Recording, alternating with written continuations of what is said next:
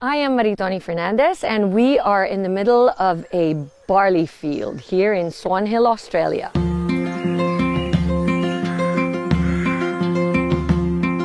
Well, we think we have the best barley in the world because of our clean irrigation water. Water comes from the Murray River, which is a freshwater river. All our drinking water comes from the Murray River too. So it's full of nutrients, and also the climate is perfect for growing winter cereals. Clean, green, certified organic.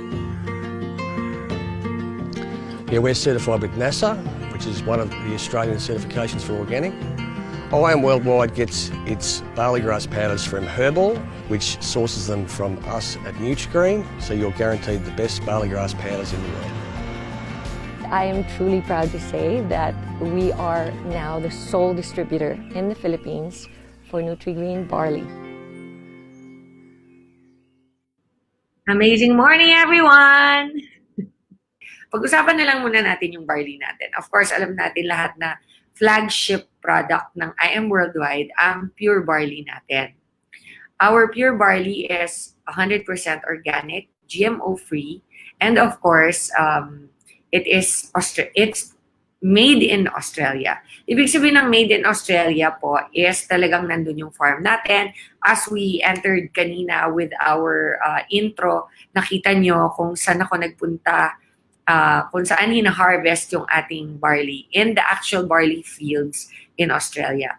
It's beautiful, and someday I hope na lahat ng ating mga distributor makarating din doon. Hopefully pag wala ng COVID and meron na tayong mga plano to bring our leaders to Australia.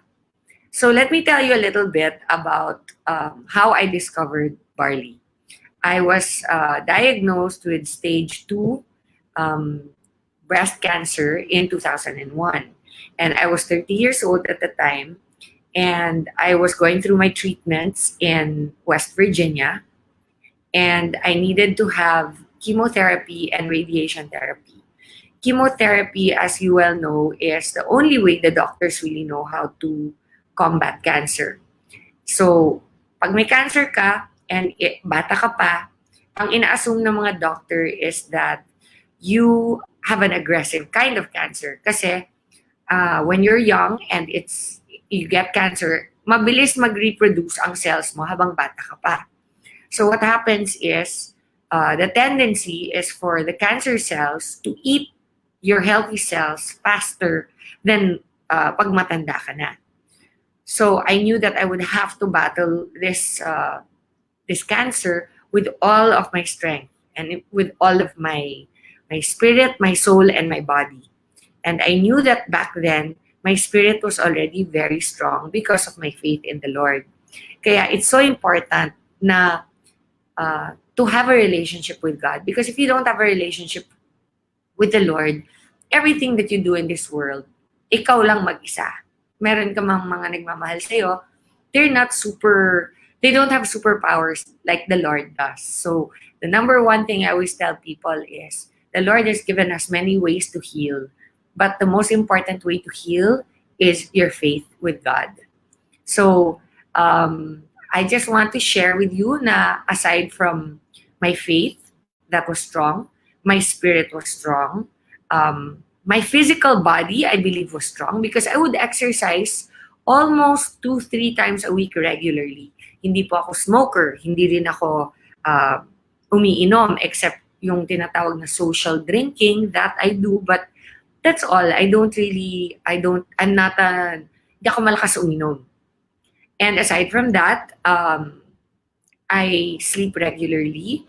Hindi naman ako masyadong stressed. Medyo during the time, pero other than the normal amount, hindi naman siguro yung abnormal na tulad ng mga high-stress jobs na meron tayo dyan. Diba? Hindi naman ako yung investment banker or yung nagtitrade sa mga stock market na parang zigzag pag diba? Pagka sobrang na fail yung yung ininvestan mo, sobrang panic mode. So, I just had a regular job, as you well know, artista ako.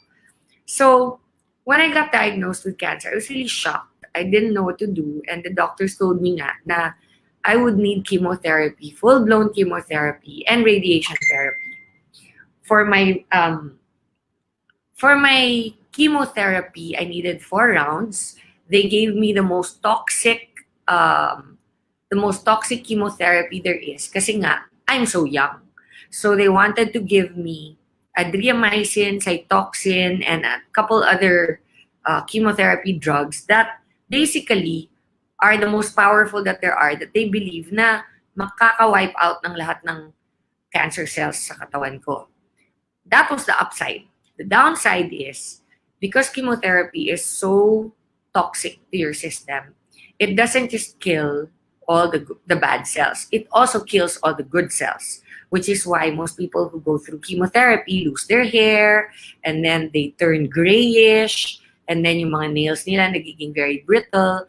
And last but not least, the worst is lagi ka nagsusuka because the lining of your stomach is also a fast-producing cell. So because of that, I decided that I would not just rely on my doctors, that we have a saying that knowledge is power. So how would you have power if you have no knowledge? Which is also what I tell people about our products. Kailangan mag-research kayo. You have to know what our product is. Attend all your knowledge, my presentations regarding our products para magkaroon kayo ng knowledge regarding sa mga binibenta natin, sa mga kliyente natin, and sa mga future distributors like yourselves. During that time, I learned that I could actually help myself by boosting up my immune system. Syempre, when your immunity is completely knocked out, you need to do something for yourself aside from yung mga sinasabi sa'yo ng doktor na gawin mo. Kasi nga lahat ng binibigay nilang gamot is toxic. Kailangan ng katawan mo yung toxic na yun kasi kailangan i-wipe out yung cancer cells. Pero at the same time, kailangan mo rin i-feed yung body mo ng all the nutrition that it needs at the same time para lahat ng nawa-wipe out na good cells nakaka-recover. And that is what I discovered Barley does. So, for the past 20 years, every day, every morning, the first thing I do is I drink my barley.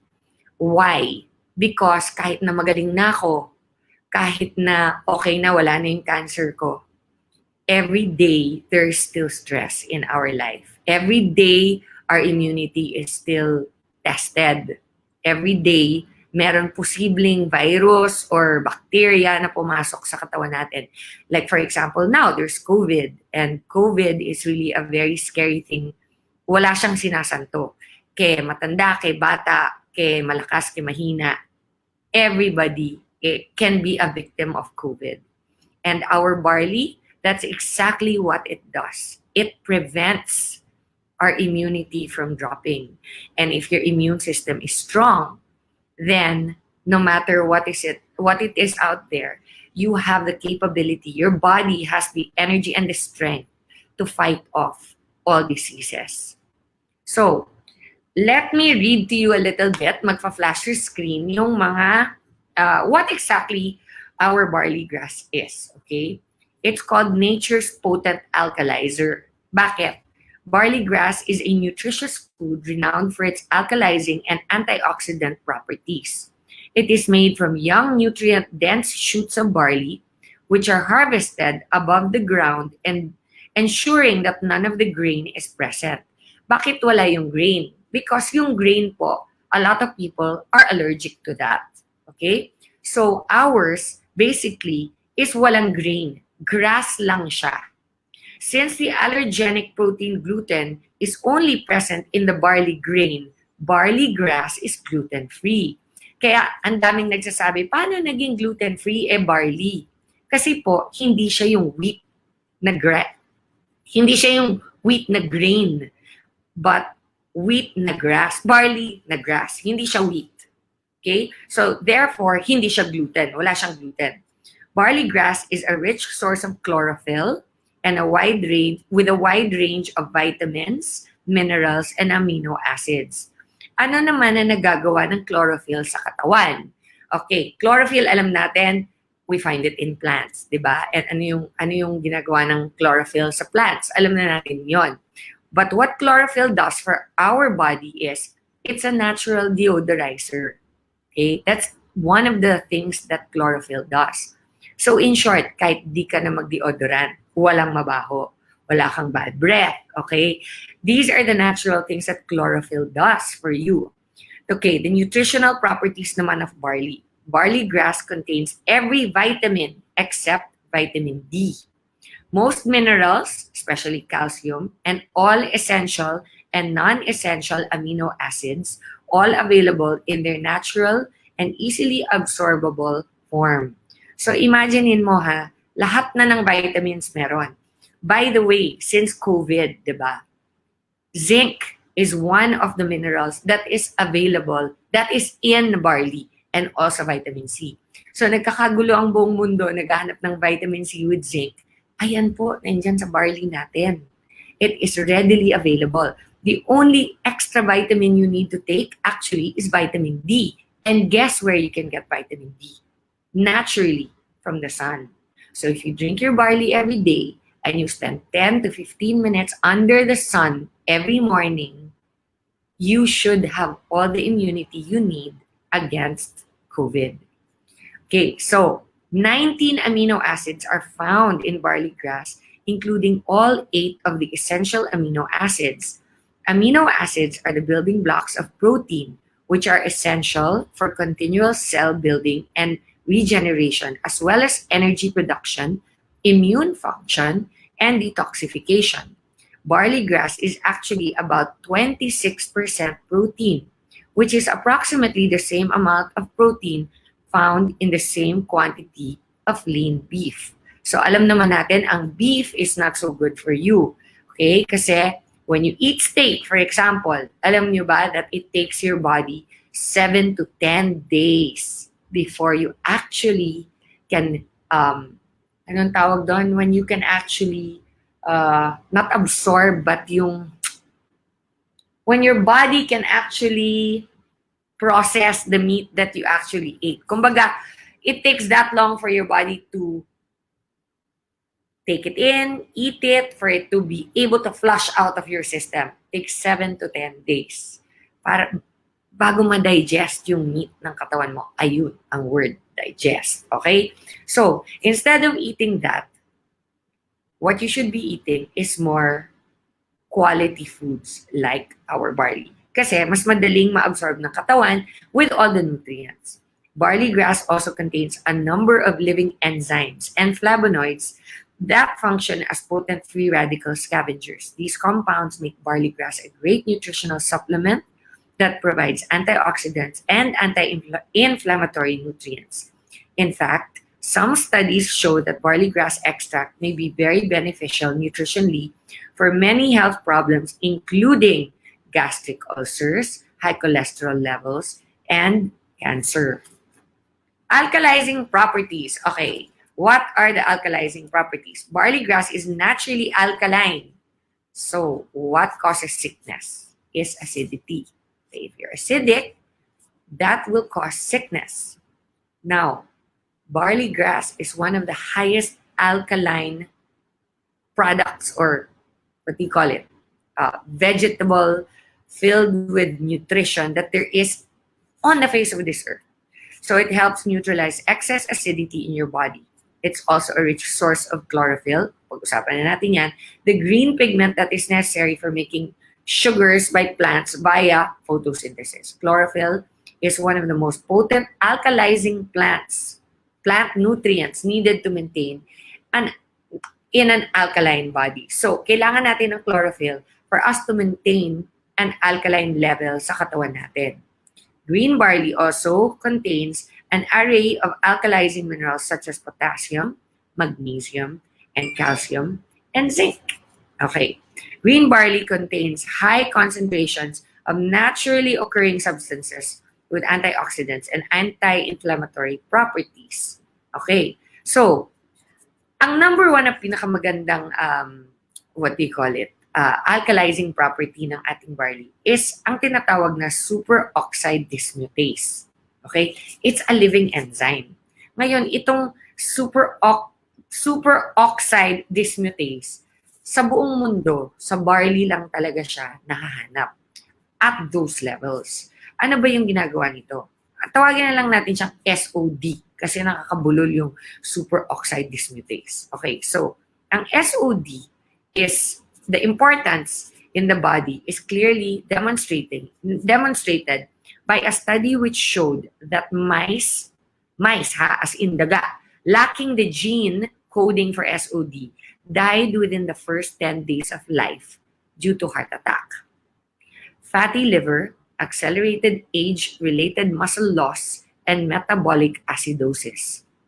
A deficiency of SOD was shown in another study to lead to widespread free radical damage, leading to the development of liver cancer later in life. So, itong SOD enzyme na to, ito po ay super important sa katawan. And that is why barley, our barley from Australia, organic barley, has the highest form. It's not just SOD that is responsible for green barley's potent antioxidant and detoxifying effects.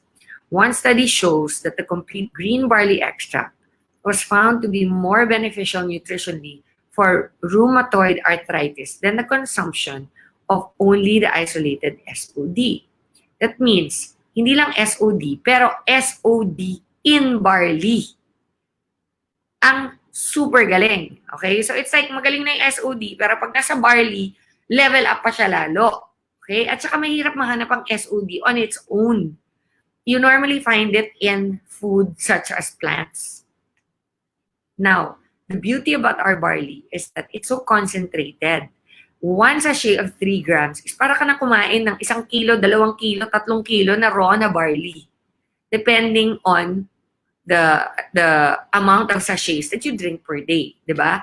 Okay, so, isa na tayo. This is most likely due to the synergistic action of various phytonutrients in green barley rather than just the SOD content. Another important compound found in barley is 2-OGIV. This was shown to inhibit superoxidase and hydroxyl radicals by 97 and 91% respectively. These are two of the main damaging free radicals in the body. It also contains protein functions P4D1 and D1G1, which were shown to have an anti-inflammatory action better than aspirin when given intravenously. Imagine na, that means that it prevents heart attack, it prevents stroke, it prevents aneurysms, all of the blood functions that normally cause these sicknesses, our barley can prevent. Green barley also contains, anti-mutagenic properties, which means that components in barley grass are able to inhibit damage to the body by cancer-causing compounds. Chlorophyll may be partly responsible for this action, as recent studies have shown that it protects cells against radiation, supports blood cells productions, and inhibits cancer development. Okay, so, nung ako po ay nagka-cancer, the one thing that I remember very well is before I started taking the barley on my first chemo treatment, sobrang sama ng side effects sa akin ng chemo. To the point where para akong gulay for the next 21 days. And ang problema doon is once you have your first treatment, 4 kasi yun 4 rounds of chemotherapy. After you have your first treatment, pag hindi ka naka-recover by 21 days, yung white blood cells mo hindi nakabalik sa normal levels. Kasi wipe out niya yan yung chemo mo will wipe out all your white blood cells. So, by the time you reach your 21st day, if your white blood count is not back to normal, meaning your immunity is still not okay, then the doctors will not give you your second dose of chemotherapy. If they don't give you your second dose on time, back to zero ka na naman. So imagine kung 4 yung dose mo. First dose mo, binigay sa'yo. Di ka umabot ng 21 days. Yung white blood count mo, hindi pa rin nakaka-recover. So, hindi nila pwedeng ibigay yung second dose. So, ang mangyayari, wait nila until bumalik yung white blood count mo to normal. And then, they'll give you your first dose again. So what happens kung panay hindi mo makuha yung second dose within 21 days? So balik ka ng balik sa first dose. Number 1, mahal na. Number 2, sobrang toxic sa katawan. That's why I really researched. And this is what the beauty of our amazing barley has done. By the time I discovered our amazing barley, I started drinking it immediately. And upon my second chemotherapy, within 4 days, my white blood count was back to normal. Can you imagine? 4 days. So, if it's normally 21 days, 4, 8, 12, 16, how many? Within 5 days. Normally, di ba? 1/5 of that would have been the amount of time. But mine wasn't even 1/5 of the time. It was 4 days. So, in 4 days, what my body did was recover what normally took it 21 days. That's what our barley does. It's pretty amazing, don't you think? So, what can I suggest? All I can say is, now that I've told you about our barley, I think that you should be able to proudly tell everybody na I think that especially now during the time of COVID, it's important to take your barley. Not just once, not just twice, but 3 times a day. Better safe than sorry. Ako po, talagang, I'm basically one of those people na medyo delikado ang kalagayan ngayong COVID, diba? Kasi may predisposed sickness ka na, which with me was my cancer. But for some reason, the Lord has really prevented me from being sick. He's really prevented me from feeling not so well. And I have to admit, di naman ako nakakulong sa bahay all the time. Ako pa rin ang nagsusupermarket. Ako pa rin yung... I'm very careful, of course. Like everybody, wear your mask, wash your hands, wear gloves. Ako nga nag-gloves fest. Hindi gloves. Meron akong gloves, yung cloth gloves. Hindi naman kailangan hindi naman kailangan na medical gloves. Basta naka-gloves ka lang. When you go home, just remove them and wash them right away. Palabhan mo kagad. And wash your hands regularly. Wear glasses if possible kasi may ibang studies nagsasabi pumapasok daw yung virus through the eyes, through the liquid in the eyes. So wear your glasses, wear your mask, wear a shield if you really want to. Pero for me, there's no reason why you cannot continue to live your normal life. Hindi naman kailangan magkulong sa bahay 24/7. Also, drink your barley and you know that you will be a step ahead. So, I don't know if you can all hear me because I really don't see any comments and I can't see how many people are watching. But, okay, I see some. Ayan, merong iba, pero hindi marami. But, I would just like to tell you that I'm really proud to be the person that brought the original barley to the Philippines. Kaya siguro ako tinatawag na Barley Queen is because, yun nga, I was the person that was able to bring the product to this country first through the drugstores and then through our I Am Worldwide network marketing. And of course, I do not supply any other networking company except I Am Worldwide. I would like to clarify that because I know a lot of other companies still use my testimony to try to sell their barley. I only supply I Am Worldwide. Wala na pong ibang networking company. So kung bumibili po kayo under another company and they are trying to convince you that it's because of me that you will get well, do not buy from them. Only make sure that you buy from I Am Worldwide and make sure that whoever you're buying from has a distributor's ID. Okay? Meron na rin po kaming reports na may mga nagbebenta ng fake. So, I would advise you not to buy in Lazada or yung mga online companies because you never know if you're buying the original.